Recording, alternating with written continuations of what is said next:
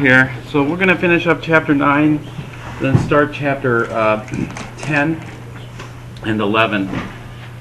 The lab deals with chapter 10 and 11 stuff, so we're going to take that together. So it's going to be a mixture of lecture and lab. And so the first thing is from chapter 9, what were the things that we dealt with? We dealt with size, right? For the atoms and the ions. We dealt with electron configuration for the ions. We also looked at ionization energy, right? And electron affinity. We need the numbers for ionization and electron affinity for doing a thermodynamic calculation. So did somebody have their book? Yeah. All right, let's take a look at magnesium. You know, when magnesium and chlorine react, let's see, magnesium and chlorine. Actually, let's go with not chlorine. Let's go with magnesium and oxygen gas.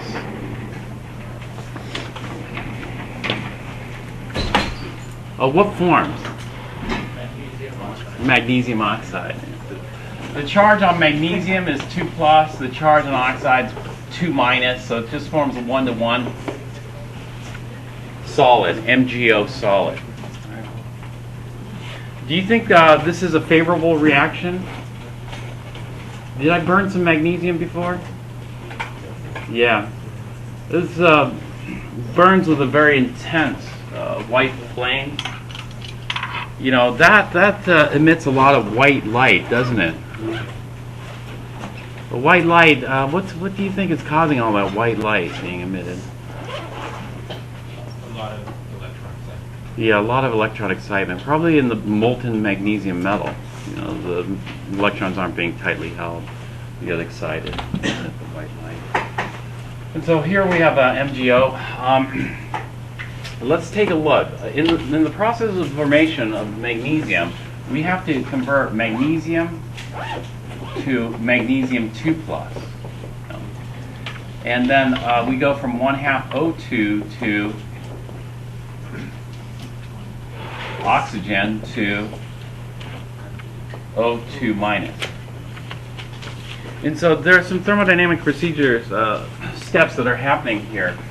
But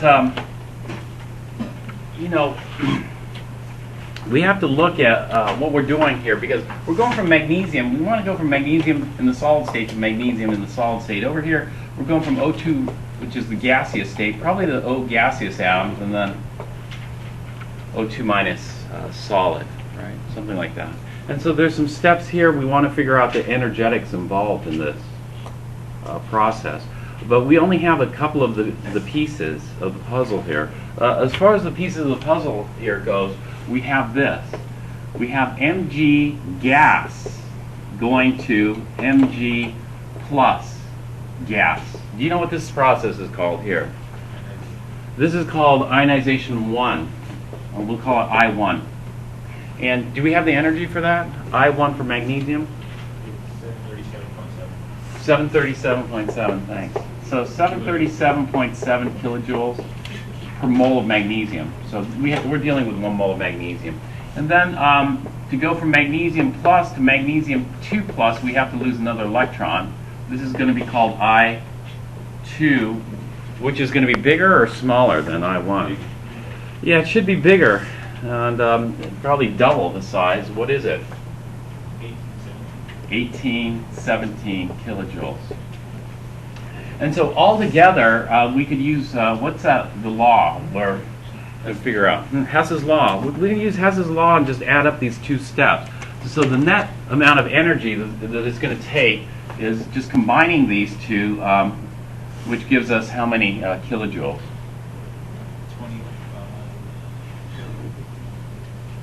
2554.7. 2554.7 kilojoules. Is that a significant amount of energy? Yeah, it is. You know, if you think about what kind of light that would be, we're looking at UV, at least. Well, it doesn't happen in one step, does it? It's going to happen in 2 steps. Because a photon would have to come in here, boom, knock an electron off, and here, knock an electron off. All right, now let's look at what's happening with oxygen. This is just from chapter 9. You know, how do we get from magnesium solid to magnesium gas? What's that process called? Going directly from solid to gas is called sublimation. But typically we go from solid to liquid, which is called melting or fusion, and then liquid to gas, which is called vaporization. And so we had a few other things here. For example, the earlier steps here is we go from magnesium solid to magnesium liquid, and then magnesium liquid to magnesium gas. And so here, what we do is if we want to figure out the amount of energy is Q is equal to the amount times delta H. Melting is called fusion. So we'll call it delta H of fusion. This is a process, melting, a physical process. You know, at the melting point, the temperature doesn't change. We have to heat it up to the melting point. Actually, if we're starting off at room temperature, we have to add another step here. And that step is we have to go from magnesium at RT, right? Magnesium at room temperature to magnesium at the melting point. And so how much energy is involved from taking magnesium solid at room temperature going up to magnesium solid at the melting point? Now, we're going from magnesium solid to magnesium solid. So if we're going from magnesium solid to magnesium solid, is there any change in potential energy? No. The change is in terms of kinetic energy. And so in that case, kinetic energy, heat, this is going to equal, Q is equal to the amount times C times delta T. And so we need the specific heat or the heat capacity of magnesium. And so the first thing is we got to melt the magnesium. Next thing is there's a change in potential energy because now what we've done is, going from magnesium solid to magnesium liquid, we've broken apart. Magnesium solid occurs as crystals. It's hard to see the metal crystals, but metal crystal, and we break that apart to form the liquid. The liquid, the atoms are mobile. We no longer have that crystalline structure, and so the potential energy has changed because we've broken bonds. In other words, we had to break the magnesium bond. And so this is a change in potential energy. There's no change in kinetic energy, and so it's just a process or a reaction. It's not a chemical reaction here. Okay, in this other pre-step, this is kind of chapter. What chapter is this stuff in? This is chapter 7, yeah. And so here, in the final step, what are we doing here? We're going from liquid to gas. Tell me what the energy is going to equal here. Amount times C times. Yeah, amount times C times delta T. If we're going from liquid to gas, is there any work done? No. Yeah. Doesn't change it. Yes, there is work done, isn't there? Who does the work? The system or the surrounding? This is The system. The system's going from a liquid to a gas. Why is it? When it goes from liquid to gas, isn't it supposed to be a amount times the heat of vaporization? Yeah, you're right. Because when this goes from a liquid to a gas, So, right? yes, but so are you missing another Yeah, we must be missing a step. What step are we missing? liquid at melting point and liquid at vaporization? Right. We got to go here. We're going from, I'm actually missing a step because we need to go from magnesium liquid at Melting. the melting point to magnesium liquid at the Vaporization. Yeah, what we call the boiling point, or the vaporization. It can vaporize at lower temperatures as well, but we hit what they call the equilibrium, that is boiling, where the vaporization occurs spontaneously. And so here, I missed this step here because we have to heat it up, right? We heat up the object. And now we're going to convert the object into a gas, right? And so here we use what? Q is equal to the amount times delta H. We call this vaporization and boiling. Although vaporization can occur, like water evaporates, and that's called vaporization too. But at the boiling point, it just, we'll talk about it later, but there's an equilibrium that exists between the vapor phase and the liquid phase. But here, now, I want to ask you some questions because going from a liquid to a gas, definitely there's got to be work done, right? Like going from a solid to liquid, do you think much work is done? Well, there's a difference in density, but the change is probably pretty small. And so, yeah, there could be some work done, but it should be minimal, right? But when we go from a liquid to a gas, then there's going to be a significant change in volume, and therefore a lot of work should be done. And therefore, if I'm asking you about the energy, how much energy is this going to take, shouldn't we be factoring in the work as well?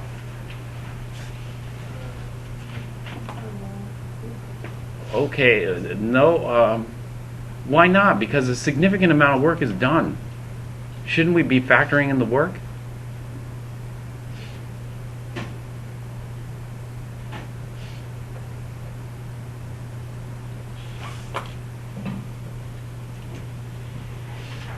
In other words, is Q enough, or do I have to add a W?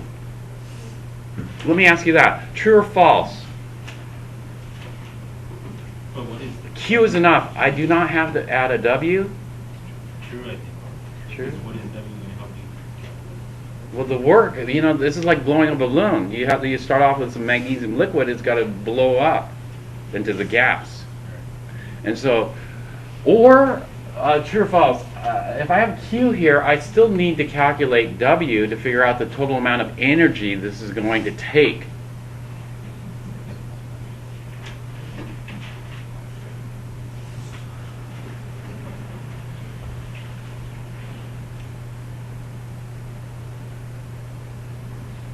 Here there's not, solid to liquid, solid to solid, we can ignore the work, right? Here we don't, we can't ignore the work. Or can we? No, we can't ignore the work. We can't ignore the work. Do we have to calculate it?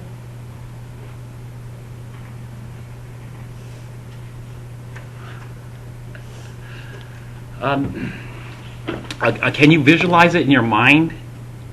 The scenarios that we have. This is what, endothermic or exothermic? Vaporizing it. In other words, boiling the magnesium. Is it endothermic or exothermic? When you boil water, is it endothermic or exothermic? Endothermic. So if you boil magnesium, it's got to be endothermic. So this is endothermic. So you have three scenarios. Can you visualize the three scenarios, either in an internal energy diagram or an enthalpy diagram in your mind? Can you visualize it because you've seen it so many times that it appears as an image in your mind? Yes or no? No? Okay, if you not visualize, can you write it down? Why don't you write it down and see the three scenarios? Write down the three scenarios for endothermic with Q and W and do it as an internal energy diagram and tell me what we do with the work.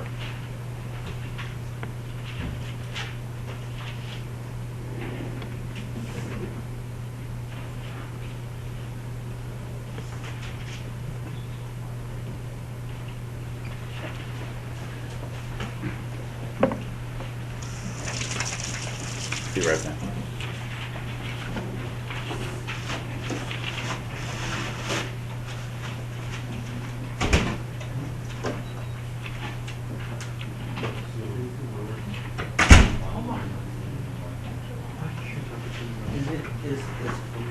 don't have.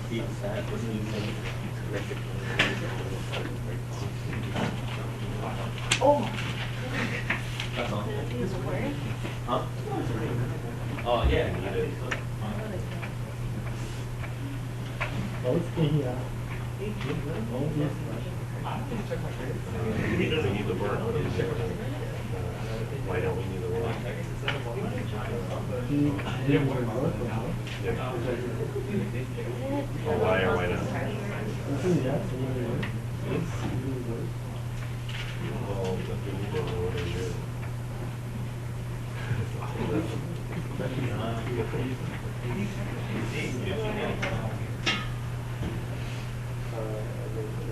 This angle.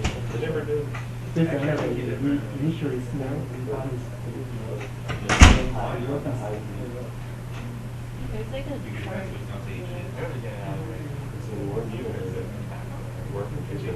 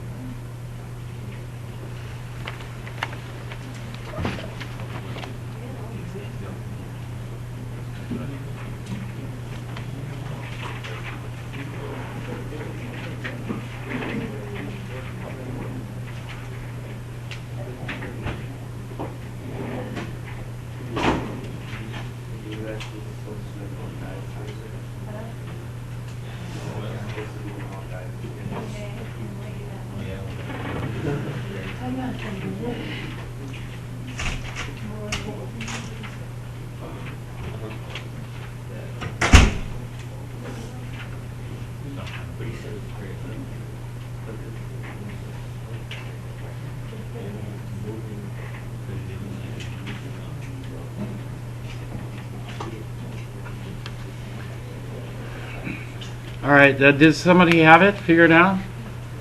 What do we do about the work?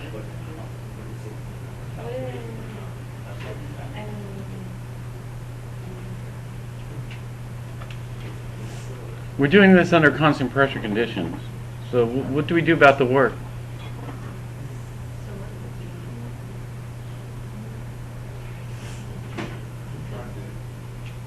Should we subtract it? So we should calculate the work and subtract it from the amount of heat that it's going to take to boil it. Correct? I'm sorry. Why is so triple?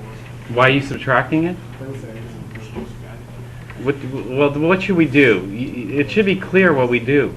What do we do about the work?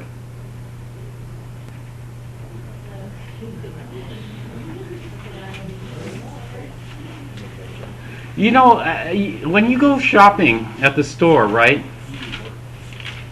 and you buy something, you always have to think, okay, what is the price that you see? Is that the price you're going to pay? No, because you always have to add the tax, right? That's always a hassle, adding the tax. It's not always the price you see. Because, you know, sometimes it's on sale too, right? Sometimes it's on sale and it's actually less than the mark price, and you have to calculate that as well, correct? Or sometimes it's one of those Memorial Day tax-free sales. You don't have to worry about it, right? And so sometimes there's a tax, sometimes there's no tax, and sometimes it's on sale. But you always end up having to do the calculation to figure out what the price you're going to have to pay is, right? Well, you know what delta H is? Have you come up with some kind of analogy in your mind? You know, I asked you to define it yourselves. But one of the analogies that you might think of is, you know, rather than having to calculate the price after tax or on sale or tax-free sale, it's already included. And so this is the final price out the door. You know, do you like out the door price? You don't have to worry about Have you ever bought anything like that? Out the door, tax included. This is the price you pay. It's kind of nice. And so this is the out the door price because the tax has already been included. It's already been accounted for. And if you could visualize the chart, you'd see it. Because you'd say, okay, if I'm looking at internal energy is going up. The work is a tax. And so we're going to lose energy, right?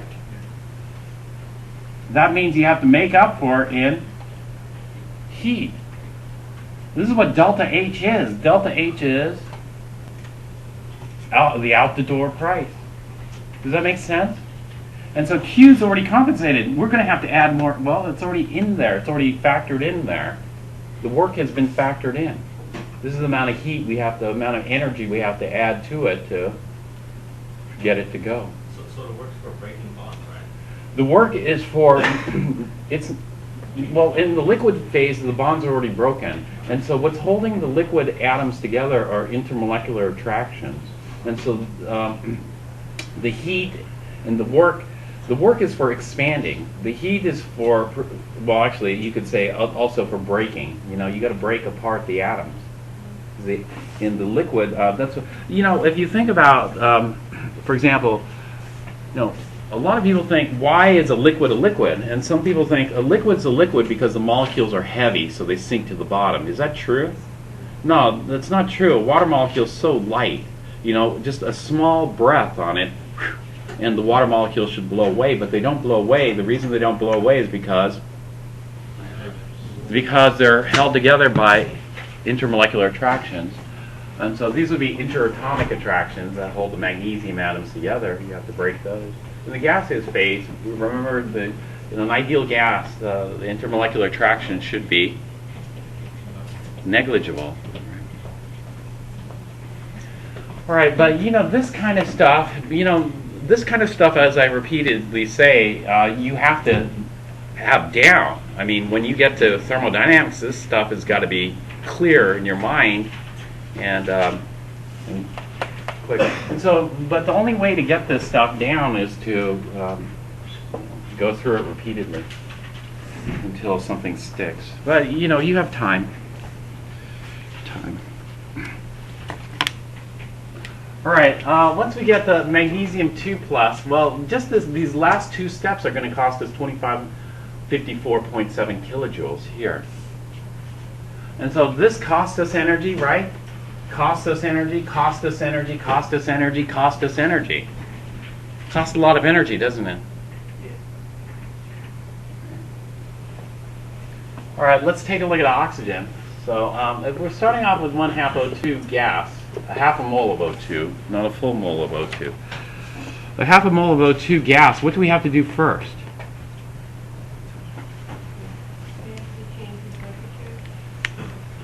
Well, we don't have to change the temperature in this case because it's already a gaseous state. What we're going to do is we're going to go from half an O2 gas to 1 oxygen, atomic oxygen. And so we're going to go from a half mole of O2 to 1 mole of oxygen atoms. How do we do that? We have to break bonds. Is that is this like heating or cooling an object, or is this a process or reaction? This is a process. So Q, the amount of energy we have to add, is equal to the amount times C times delta T. Are we heating the oxygen gas so it gets hot, or cooling it down so it cools down? We're going to, in other words, we need to break the bond. To break the bond, this is going to be Q is equal to the amount times. There's another one. You know, this is an all-inclusive price. Delta H of breaking bonds. So we'll just call it the bond energy. Delta H of the bond. How many kilojoules per mole? Like, for example, remember the carbon-carbon bond? 347 kilojoules per mole to break. Oxygen is in the 400s. It's a little stronger bond. You know, oxygen, you'd expect it to be a stronger bond than carbon. Can you think of a reason why oxygen's bond would be stronger? I'd expect oxygen's bond to be in the range of 400 kilojoules per mole because I know some numbers. You know, carbon's was 347. We did that one in class. recall. But I expect a oxygen-oxygen bond to be stronger than a carbon-carbon bond. There are actually a couple of reasons for that, but one of the reasons is due to the size. Tell me about the size of carbon versus the size of oxygen. Carbon smaller? Oxygen smaller.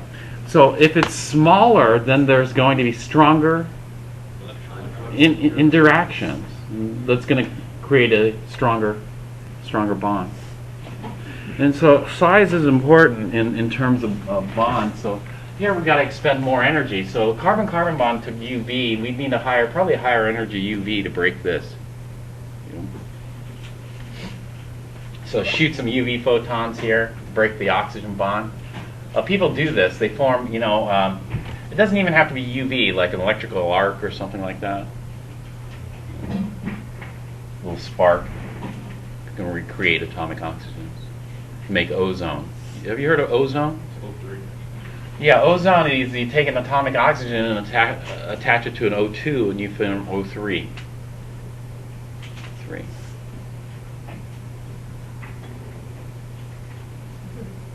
Well, let's continue on here. So we go from O gas to, okay, the first thing we're going to do is we're going from O gas, like this, to O minus gas. What's this called?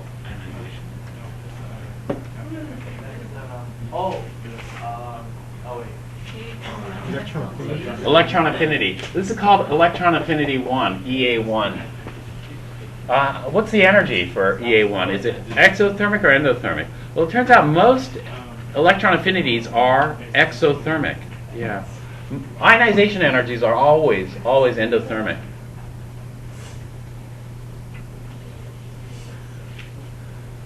Does somebody have the number for EA1?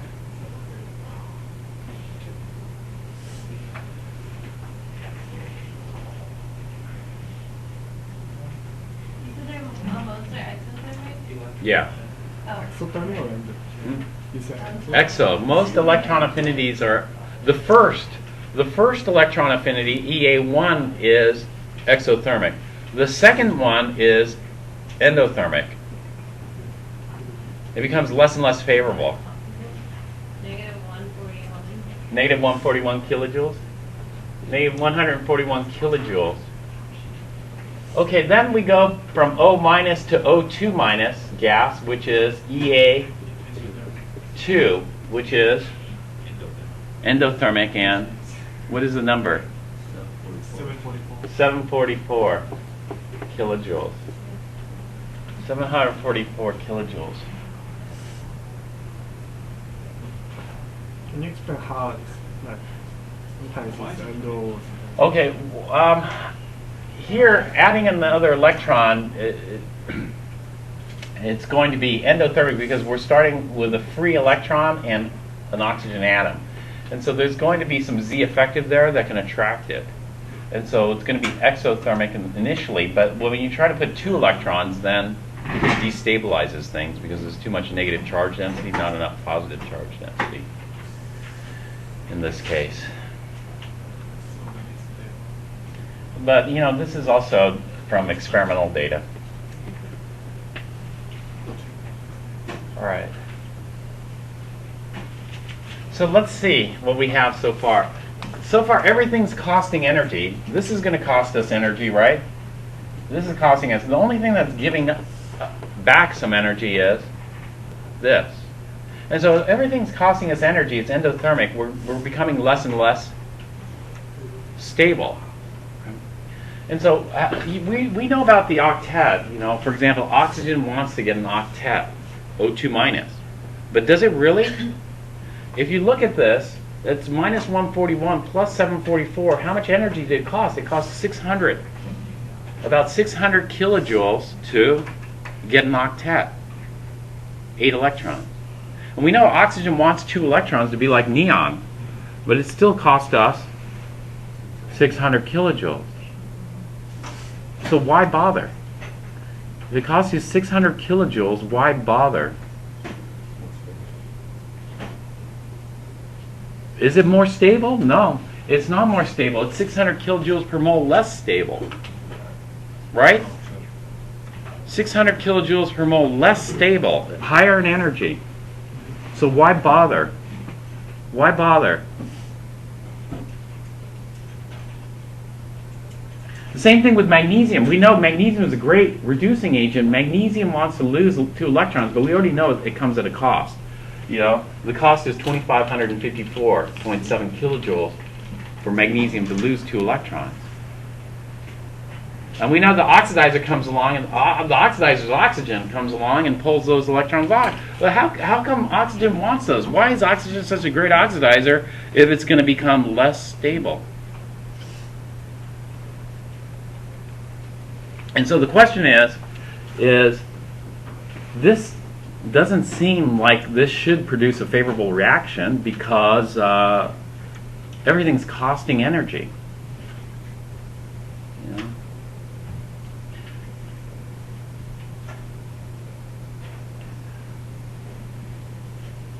It's like, you know, I was talking to a friend of mine, and he said, you know, somehow the topic got on some gambling.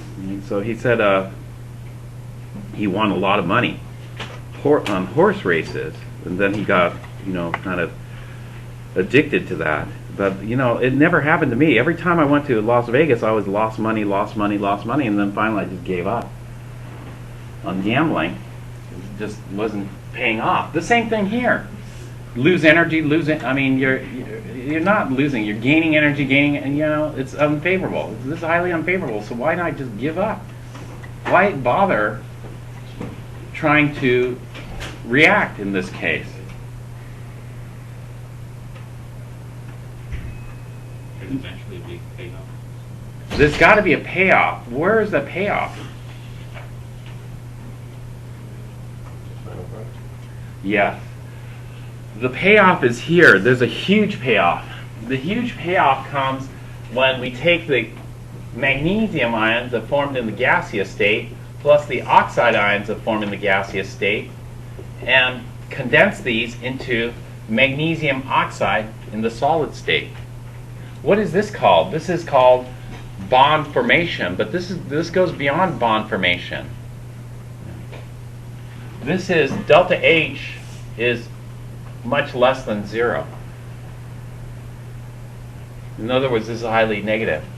And so we don't call this bond formation, we call this lattice formation because it turns out that magnesium oxide forms a crystalline lattice. In a crystalline lattice, how many bonds are there? A lot, because the bonds don't end. You know, the bonds just continue and continue and continue. And so we form a lattice of bonds. Lattice of bonds formed.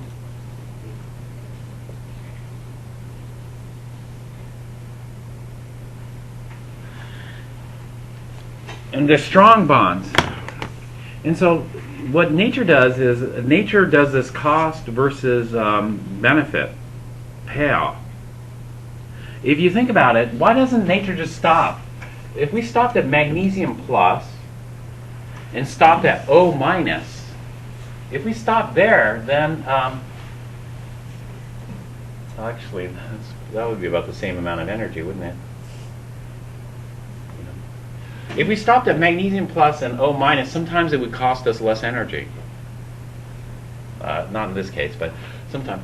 In other words, what nature tries to do is maximize the charge. If you can maximize the charge, you'll maximize the strength of the bond. Because if we go from +1 and -1 to a +2 and -2, how much stronger is the electrical attraction? A lot. Do you know, is it twice as strong? If we go from +1 and -1 to +2 and -2, is the bond twice as strong? No. You know what it is? It's 4 times stronger. Well, why stop there? You know, if we just ionize this one more, we'll get +3, and if we add one more electron, we'll get -3. What do you think? A +3 and a -3 ion coming together, how strong is that bond? 6 times. Not 6 times, 9 times stronger. 9 times stronger, which means much bigger payout. right? Much, much bigger payout. And so you'd really hit the jackpot there. But the problem with that jackpot is the cost is too much, right? The cost is too much because to go to I3, how much is I3 for magnesium?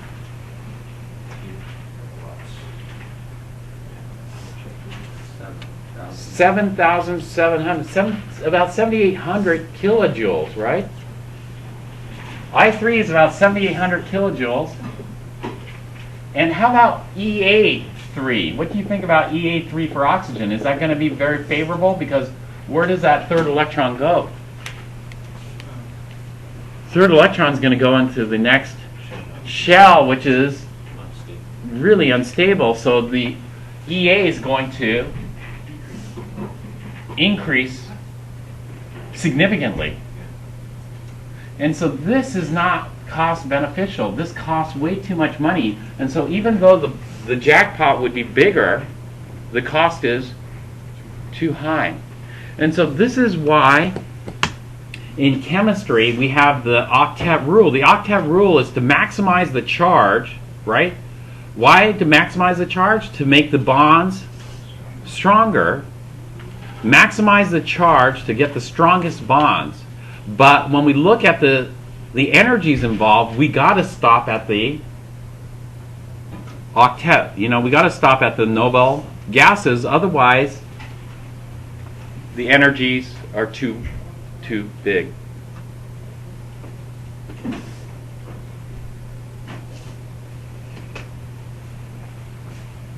All right, so this is the reason why we looked at ionization energy and electron affinity, because we need those energies to do energy calculations, and we want to do energy calculations because we want to be more quantitative in our studies for this. We also look at the size because the size gives us an indication of bonding and bond strength, because not only do we look at charge, we look at size, right? And so the higher the charge, the better. The smaller the size, the better for strong bonds.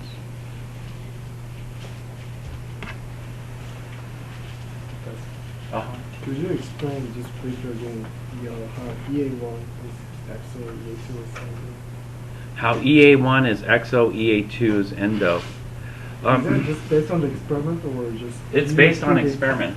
But also, it's also this. Where is this electron going? This electron is going into the partially filled 2p orbitals. And so basically this electron is going into the same shell as the outermost electron here.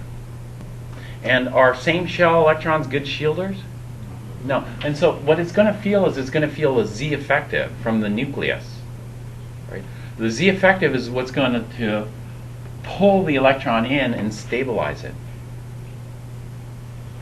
But the problem is now we got, when we add another electron over here, now we're going to fill or complete the 2p subshell, but Z is not big enough to pull in all those electrons effectively.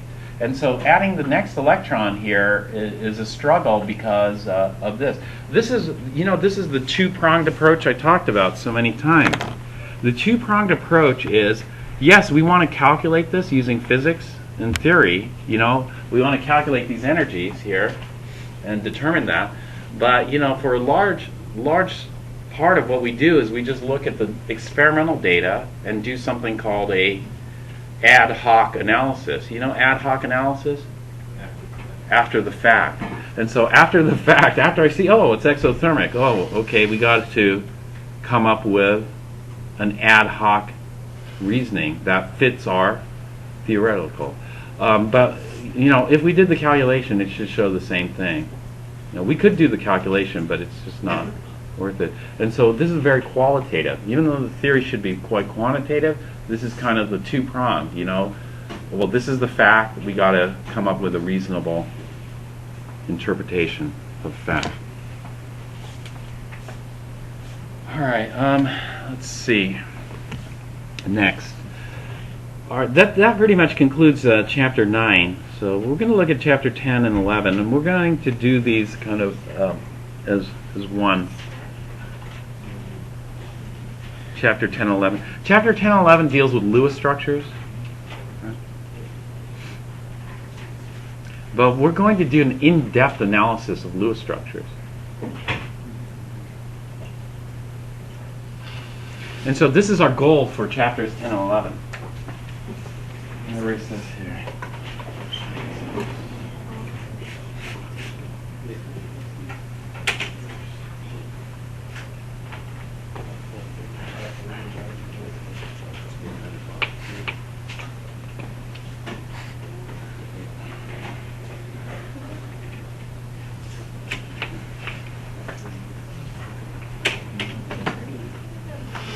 If we want to know the structure of compounds, what could we use to determine the structure of the compounds? I'll just say structure of compounds and elements.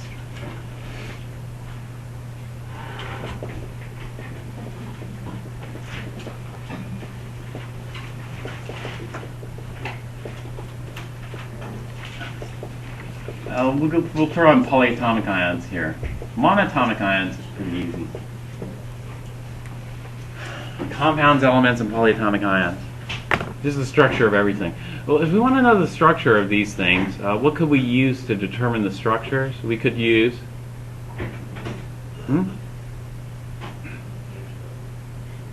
We could approach this completely theoretically. If we approach this completely theoretically, what would we use? We'd use something that starts with a Q. We'd use what? We'd use quantum mechanics. And so one thing is, what we can do is we could look at it. So for example, we have something like this, we could use quantum mechanics.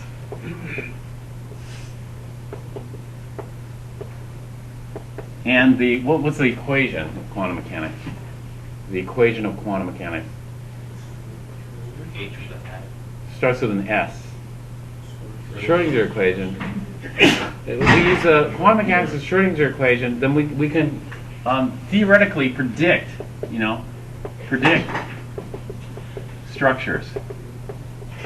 What do we want in a structure? We want, well, if you want to identify the structure, what do you need? You need to see this three-dimensionally. And so if you want to see a molecule three-dimensionally, what do you need to know?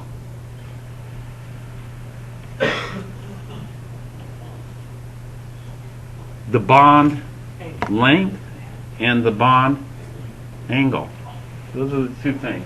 If you want to predict the structures, what we need is the bond length and bond angle. If we have this, then we can build it. It's like building, those, what do they call those things? Legos or the sticks, Yeah. Yeah, it's like that, and then you could build the three-dimensional structure if you know how long and the angles, right? The complete 3D structure. And so that's all we need for this, to predict the structure. We could use this doing quantum mechanics and quantum mechanical calculations. Are the quantum mechanical calculations easy? No, and so usually you don't do these by hand. You use computers. And so, for example, we would use something like Spartan. Yeah. Spartan is a computer program that will do this for you. How much does it go for? A lot. No. 200. No. The academic price on this is 2,500. And the private industrial price is, I think, over 10K per computer. Yeah. Fortunately, we do have Spartan here, so we ended up spending a lot of money on Spartan. And so we are going to do Spartan. And this is easy. You know, Spartan's so easy. It's so easy to figure out the bond lengths and the bond angles, the structure. And then you can visualize it using different models. But that's not always what we want, you know. We want to know, for molecules, we want to know other stuff too, don't we? What other stuff do we want to know? Yeah, what's happening with electrons? You know, plus we want to know like the electron cloud, you know, or orbitals, right? What's happening with the orbitals? Because the orbitals tell us the allowed energy. And so, do you know some compounds like red food color? Why is red food color red? You know, we saw that it's because light is being absorbed. You know, like green light's being absorbed. Well, green light's being absorbed doing what? What's happening with electron when green light's being absorbed by red food color? It's being promoted from one orbital to another orbital. And so we want this. We want to know the orbitals, right? You know, because if we know the electron cloud, the orbitals, you know, then we can predict what? What we call the spectrum. And so, for example, if we're given the molecule red food color, then we'd like to know, well, what color is it going to be really? And you should be able to predict that if you know the orbitals, right?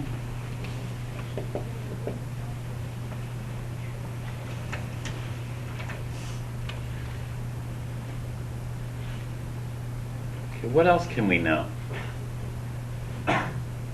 We want to know, you know, if we know not only could we predict the spectrum in the visible, but what else? If you know the electron cloud and the orbitals and this kind of stuff, you should also know, yeah, the infrared, right? Infrared, which is vibrations, the atoms, and the UV and the microwave. Microwave would be rotations, etc. What else do we want to know? We want to know, you know, its polarity. If we have the electron cloud and the orbitals, then we can figure out the polarity. You know what polarity is? Like water is polar, whereas hexane's nonpolar. Do you know what that means? It's the Yeah. Right. Polarity is usually a result of an asymmetric electron cloud distribution.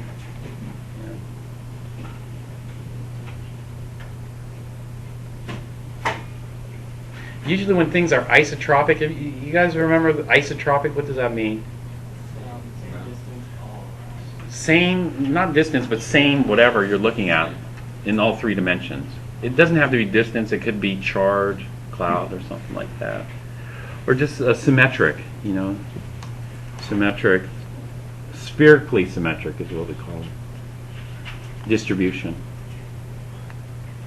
And so, you know, when things are isotropic, they're usually nonpolar. When they're anisotropic, they're polar. And so we got polarity, etc. And so all these things can be determined from quantum mechanics, the theory, right? But the problem is this: Spartan costs a lot of money.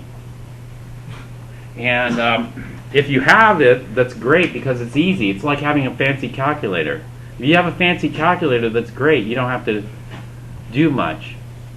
But what if you don't have the fancy calculator? Or what if you don't have the fancy program, Spartan? You know, can you still do it, or are you pretty much useless? Yeah, actually, what we want to do is we want to try to figure out the maximum amount of information. We want to try to extract the maximum amount of useful chemical information that we can without having to spend any money.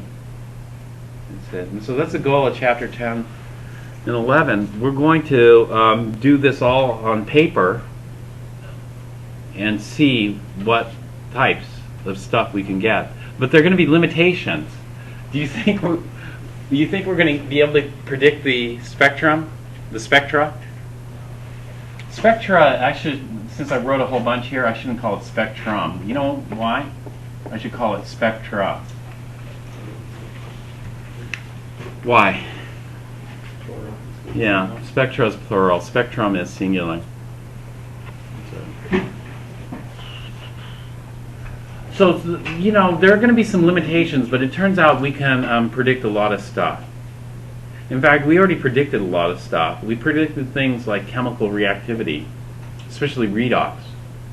You know, we predicted some redox properties by doing what? Calculating.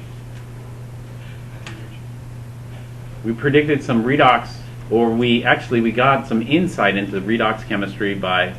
Redox is a little bit ad hoc too, because it's ad hoc in the way that we look at the chart and see what kind of patterns strong oxidizers have, what type of patterns strong reducers have.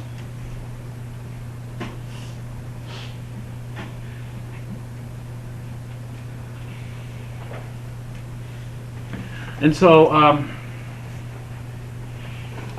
we already have some. We're going to get more information, so let's take a look.